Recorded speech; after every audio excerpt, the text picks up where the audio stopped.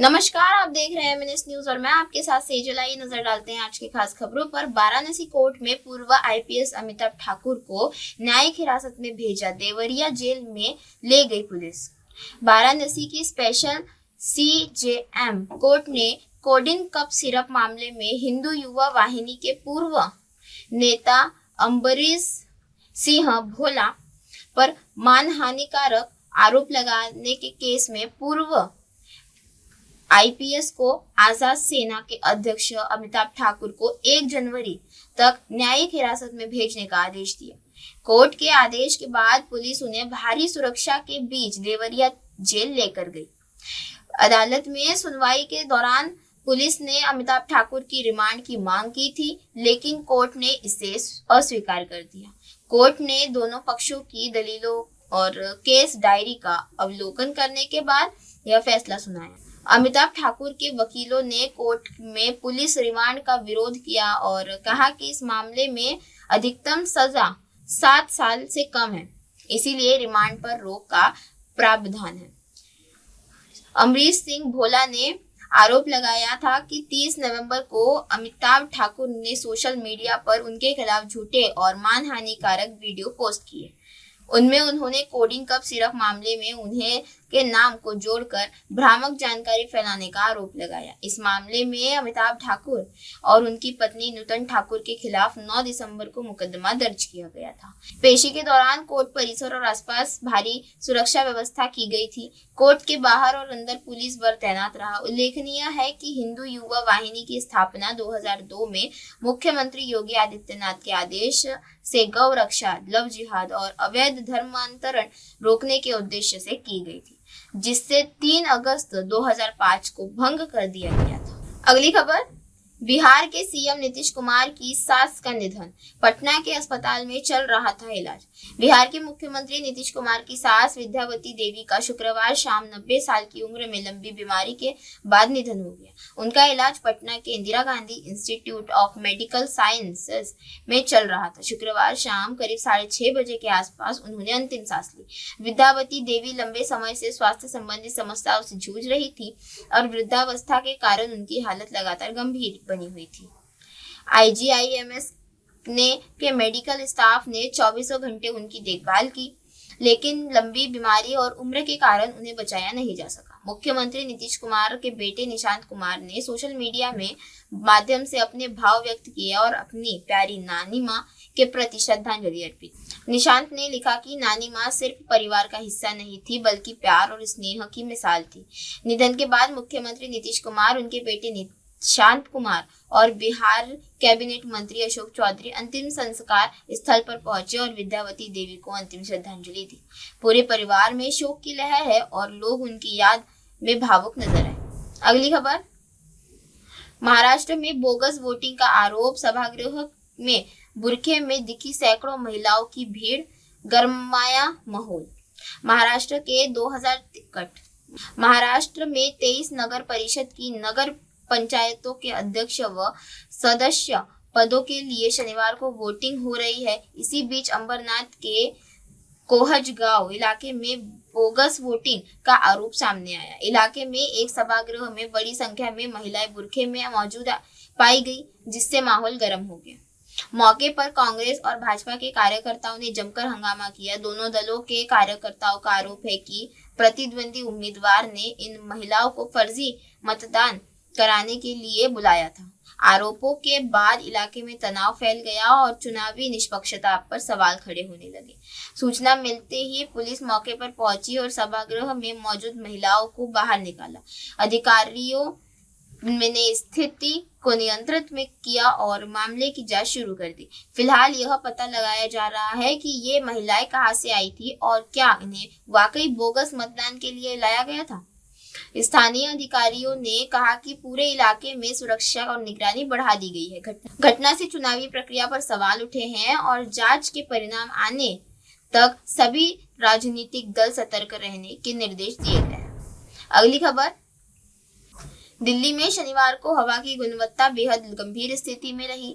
मौसम विभाग के अनुसार पूरे दिन शहर में घना कोहरा छाया रहेगा। राजधानी के अधिकतर इलाकों में विजिबिलिटी लगभग शून्य रही, जिससे सड़कों पर वाहन रेंगते नजर आए। शनिवार को दिल्ली का एयर क्वालिटी इंडेक्स 400 से पार दर्ज किया गया। सबसे खराब स्थिति आनंद विहार में रही, जहां AQI 430 तक पहुंचा। अक्षरधाम और सराय काले खान जैसे इलाके में भी वायु गुणवत्ता गंभीर श्रेणी में रही। एयर क्वालिटी मैनेजमेंट कमीशन ने ग्रेप स्टेज 4 के तहत सभी आवश्यक कदम उठाने शुरू कर दिए हैं। CPCB के आंकड़ों के अनुसार ITO में AQI 429, राव तुलाराम मार्ग पर 403 और बारापुल्ला फ्लाईओवर पर 380 दर्ज किया गया। राजधानी में जहरीले स्मॉग की परत ने आम लोगों की स्वास्थ्य संबंधी चिंता बढ़ा दी। प्रशासन ने BS6 मानक से नीचे वाले वाहनों के प्रवेश पर प्रतिबंध लगाया और नो PUC नो फ्यूल नियम को सख्ती से लागू किया। बीते 24 घंटों में प्रवर्तन टीमों ने 11,776 वाहनों के खिलाफ चालान जारी किए। इसके अलावा दिल्ली सरकार ने धूल नियंत्रण, प्रबंधन और वाहनों के नियमन के लिए बहुक्षेत्रीय रणनीति अपनाई है, जिससे पिछले वर्षों के तुलना में वायु गुणवत्ता में सुधार की उम्मीद जताई गई है। PUCC अभियान के तहत 17 और 18 दिसंबर को कुल 61,000 रुपए PUCC अभियान के तहत 17 और 18 दिसंबर को कुल 61,000 से अधिक वाहनों को प्रमाण पत्र जारी किए गए। पर्यावरण मंत्री मनजिंदर सिंह सिरसा ने कहा कि जब नागरिकों को भरोसा होता है कि जनहित में कदम उठाए जा रहे हैं तो वे पूरा सहयोग देते हैं। अधिकारियों ने चेतावनी दी है कि गंभीर AQI और घने कोहरे के चलते लोगों को विशेष सतर्कता बरतने की आवश्यकता है। अगली खबर, दिल्ली में 10,000 क्लासरूम में लगेगा एयर प्यूरिफायर। मंत्री ने कहा, प्रदूषण एक दिन का मुद्दा नहीं। दिल्ली सरकार के मंत्री आशीष सूद ने राष्ट्रीय राजधानी में बढ़ते वायु प्रदूषण को लेकर प्रेस कॉन्फ्रेंस की। उन्होंने कहा कि प्रदूषण केवल पिछले 10 महीनों के उत्पन्न नहीं हुआ है, बल्कि यह वर्षों का परिणाम है। मंत्री के बताया कि दिल्ली में प्रदूषण में आसपास के राज्यों का भी बड़ा योगदान है और इसे कम करने के लिए दीर्घकालीन प्रशासनिक योजना की आवश्यकता है। इस मौके पर मंत्री आशीष सूद ने शिक्षा विभाग के बड़े ऐलान का भी खुलासा किया। उन्होंने बताया कि दिल्ली में 10,000 क्लासरूम में एयर प्यूरिफायर लगाए जाएंगे। बाद में पूरे दिल्ली में के स्कूलों के क्लासरूम में शुद्ध हवा सुनिश्चित करने के लिए एयर प्यूरिफायर लगाए जाएंगे। स्मार्ट क्लास में भी अब बच्चे शुद्ध हवा में पढ़ाई कर सकेंगे। मंत्री ने आम आदमी पार्टी के नेताओं पर निशाना साधते हुए कहा कि कुछ नेता प्रदूषण पर केवल PR एक्सरसाइज करते रहे। उन्होंने CAG की रिपोर्ट का हवाला देते हुए कहा कि 2018 में लगे 20 AQI मीटरों में से 30% मीटर ग्रीन बेल्ट में लगाए गए थे, जिनका उद्देश्य प्रदूषण कम करना नहीं था। उन्होंने बताया कि पिछली सरकार में ऑड इवन योजना और रेड लाइट पर गाड़ी बंद करने जैसी पहल से प्रदूषण पर असर नहीं पड़ा। आशीष सूद ने यह भी कहा कि पिछली सरकार के पास पब्लिक ट्रांसपोर्ट सुधारने के लिए पैसा नहीं था, लेकिन विज्ञापन के लिए था। उन्होंने EV पॉलिसी पर भी चर्चा की और बताया कि पहले सरकार ने 45 करोड़ रुपए की सब्सिडी नहीं दी थी, जबकि वर्तमान सरकार ने यह राशि प्रदान की। मंत्री ने स्पष्ट किया कि वायु प्रदूषण एक दिन की समस्या नहीं है और इसे नियंत्रित करने के लिए दीर्घकालीन प्रशासनिक योजना की आवश्यकता है। अगली खबर, चित्तौड़गढ़ में महिला ने पति की कुल्हाड़ी से हत्या की।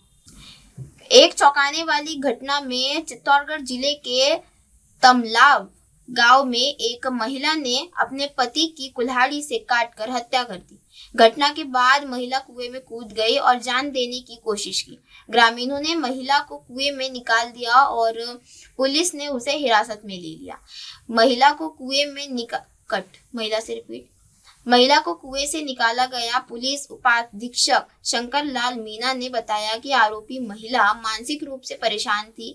महिला ने अपने पति मोहन गुर्जर की कुल्हाड़ी से हमला कर जिससे उसकी मौके पर ही मौत हो गई। पुलिस ने मौके पर मोबाइल फॉरेंसिक टीम को बुलाया और शव को पोस्टमार्टम के लिए भेज दिया गया है। पुलिस हर कोण से मामले की जांच कर रही है। पुलिस का कहना है कि महिला के खिलाफ हत्या का मामला दर्ज किया जाएगा। अगली खबर, पुणे में विदेशी मेहमानों ने संभाला ट्रैफिक, फुटपाथ से गुजर रहे वाहन चालकों को रोका।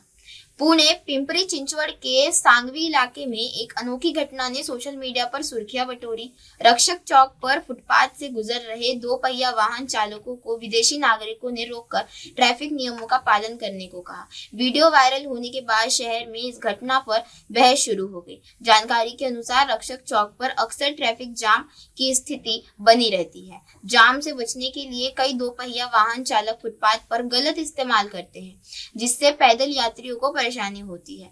इसी बीच वहां मौजूद कुछ विदेशी नागरिकों ने बाइक और स्कूटर चालक को रोककर सही दिशा में चलने की सलाह दी। वीडियो में देखा जा सकता है कि विदेशी नागरिक इशारों और शब्दों के जरिए वाहन चालकों को समझा रहे हैं कि फुटपाथ सिर्फ पैदल चलने वालों के लिए है। उन्होंने स्थानीय लोगों से ट्रैफिक नियमों का पालन करने और सड़क का सही उपयोग करने का आग्रह किया। यह घटना राहगीरों द्वारा रिकॉर्ड की गई और सोशल मीडिया पर तेजी से वायरल हो गई। इस घटना के बाद नागरिकों और सोशल मीडिया यूजर्स के मिश्रित प्रतिक्रियाएं देखने को मिली। कुछ लोग विदेशी नागरिकों की सराहना कर रहे हैं, जबकि कई लोग स्थानीय प्रशासन और ट्रैफिक पुलिस पर नियम पालन में ढील देने का आरोप लगा रहे हैं। नागरिकों का कहना है कि केवल पुलिस पर भरोसा करने के बजाय आम लोगों को भी नियमों का पालन करने की सक्रिय भूमिका निभानी चाहिए। अगली खबर, बागपत में दूल्हा बनने से 6 दिन पहले सड़क हादसे में युवक की मौत, शादी की खुशियां मातम में बदली। उत्तर प्रदेश के बागपत जिले में एक दर्दनाक सड़क हादसे में एक परिवार की खुशियां को मातम में बदल दिया। दूल्हा बनने के 6 दिन पहले युवक नितेश की मौत हो गई।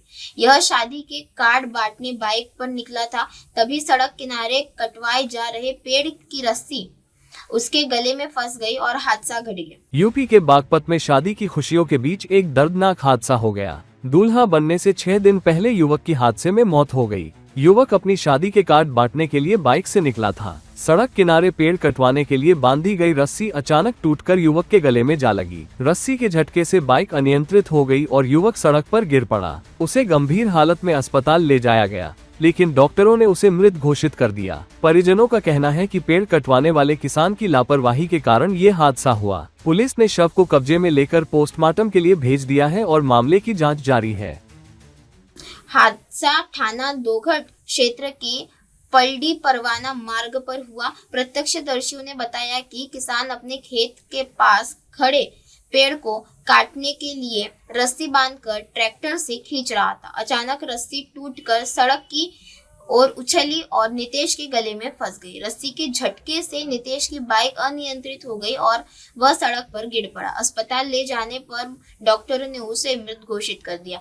मृतक के परिवार में शोक की लहर दौड़ गई। युवक की शादी 26 दिसंबर को तय की गई थी और घर में शादी की तैयारियां जोरों से थी। मृतक के भाई अंकुर ने किसान की लापरवाही को हादसे की मुख्य वजह बताया और आरोपी के खिलाफ सख्त कार्रवाई की मांग की। उन्होंने कहा कि सड़क पर बिना किसी सुरक्षा के पेड़ कटवाना जानलेवा साबित हुआ। पुलिस ने घटना की सूचना देने के बाद मौके पर पहुंचकर शव को पोस्टमार्टम के लिए भेजा। अधिकारियों का कहना है कि मामले की जांच की जा रही है और लापरवाही करने वालों के खिलाफ उचित कार्रवाई की जाएगी। वहीं स्थानीय लोग और परिजन आरोपी के खिलाफ सख्त कानूनी कार्रवाई की मांग कर रहे हैं। अगली खबर, बांग्लादेश में हिंदू युवक की भीड़ द्वारा बेरहमी से लिंचिंग, 7 गिरफ्तार। बांग्लादेश के मयमनसिंह जिले में भालुका इलाके में 18 दिसंबर को रात एक हिंदू युवक दीपू चंद्र दास की भीड़ ने बेरहमी से हत्या कर दी। दीपू, जो पायनियर निटवेयर्स लिमिटेड फैक्ट्री में काम करता था, पर कथित रूप से ईश निंदा का आरोप लगाया गया। फैक्ट्री में एक सहकर्मी के साथ बातचीत के दौरान उसकी कथित आपत्तिजनक टिप्पणी की खबर तेजी से फैली और देखते ही देखते सैकड़ों लोग फैक्ट्री के बाहर जमा हो गए। भीड़ की संख्या 1500 से 2000 तक पहुंच गई और नारेबाजी के साथ प्रदर्शनकारी फैक्ट्री के अंदर घुसने लगे। भीड़ की हिंसक गतिविधियों को काबू में करने के लिए पुलिस मौके पर पहुंची, लेकिन उनकी मौजूदगी भी भीड़ को रोक नहीं पाई। प्रदर्शनकारियों ने पुलिस पर भी हमला किया, जिससे पुलिस को पीछे पीछे हटना पड़ा। इसी अफरा तफरी में दीपू को फैक्ट्री के बाहर खींचा गया और भीड़ ने उसे लात घूंसों और डंडों से पीट पीट कर मार डाला। गंभीर रूप से घायल दीपू ने मौके पर ही दम तोड़ दिया। युवक की मौत के बाद भी भीड़ का गुस्सा शांत नहीं हुआ। शव को निर्वस्त्र कर सड़क पर घसीटा गया, हाईवे जाम किया गया और रोड डिवाइडर पर टांग दिया गया। भीड़ ने नारे लगाए और करीब 2 घंटे तक जश्न मनाया। रात करीब 11:15 के आसपास शव पर आग लगा दी गई। प्रशासन और सुरक्षा बलों की कड़ी मशक्कत के बाद ही भीड़ को हटाया गया और शव को पुलिस के कब्जे में लिया गया। बांग्लादेश के रैपिड एक्शन बटालियन ने इस मामले में अब तक 7 लोगों को गिरफ्तार किया है। गिरफ्तार आरोपियों में 19 वर्षीय मोहम्मद लिमोन सरकार, 19 वर्षीय मोहम्मद तारिक हुसैन, 20 वर्षीय मोहम्मद मानिक मियां, 49 वर्षीय इरशाद अली, 20 वर्षीय निजुम उद्दीन, 38 वर्षीय आलमगीर हुसैन और 46 वर्षीय मोहम्मद मिराज हुसैन शामिल हैं। घटना ने अल्पसंख्यकों की सुरक्षा और कानून व्यवस्था पर गंभीर सवाल खड़े कर दिए हैं, जबकि सोशल मीडिया और अफवाहों की भूमिका की भी जांच की जा रही है। अगली खबर, पुणे में डिलीवरी बॉय पर कार चढ़ी, शराब के नशे में चालक गिरफ्तार। पुणे के चांदनी चौक इलाके में एक भयावह सड़क घटना सामने आई, जिसमें एक डिलीवरी एग्जीक्यूटिव को कार ने टक्कर मारकर उसे सीने के ऊपर से रौंद दिया। घायल युवक का नाम प्रसाद दिलीप मिसाल है, जो स्विगी डिलीवरी पार्टनर के तौर पर काम करता है। वह अपने 2 पहिया वाहन को सड़क किनारे खड़ा करके एक डिलीवरी ऑर्डर देने की तैयारी कर रहा था। तभी तेज गति से आ रही कार ने उसे पीछे से टक्कर मार दी। टक्कर इतनी जोरदार थी कि मिसाल सड़क पर गिरा और कार सीधे उसके सीने पर से गुजर गई। इस घटना में उसकी कई पसलियां टूट गई और हाथ पैरों में गंभीर चोटें आई। तुरंत ही स्थानीय लोग और आसपास के लोग उसे अस्पताल ले गए। शुरुआती जांच में पता चला कि चौधरी शराब के नशे में था। औंध हॉस्पिटल में मेडिकल टेस्ट के बाद पुष्टि हुई कि वह हादसे के समय नशे में था। इसके आधार पर उसके खिलाफ शराब पीकर वाहन चलाने का मामला दर्ज किया गया। Police sub inspector Sarang Thackeray ने बताया कि अब आरोपी ड्राइवर को गिरफ्तार कर लिया गया है और आगे की कानूनी कार्रवाई जारी है। हादसे ने शहर में सड़क सुरक्षा और शराब पीकर गाड़ी चलाने के खतरों पर गंभीर चिंता पैदा कर दी है। घायल डिलीवरी बॉय की हालत अभी नाजुक बनी हुई है और उसका इलाज पूरी तरह से चल रहा है। इसी के साथ बने रहे देश और दुनिया की तमाम खबरों के साथ और देखते रहे MNS न्यूज। हाय, मैं हूँ तापसी पन्नू और आप देख रहे हैं MNS न्यूज। आप देख रहे हैं MNS न्यूज, सच जरूर।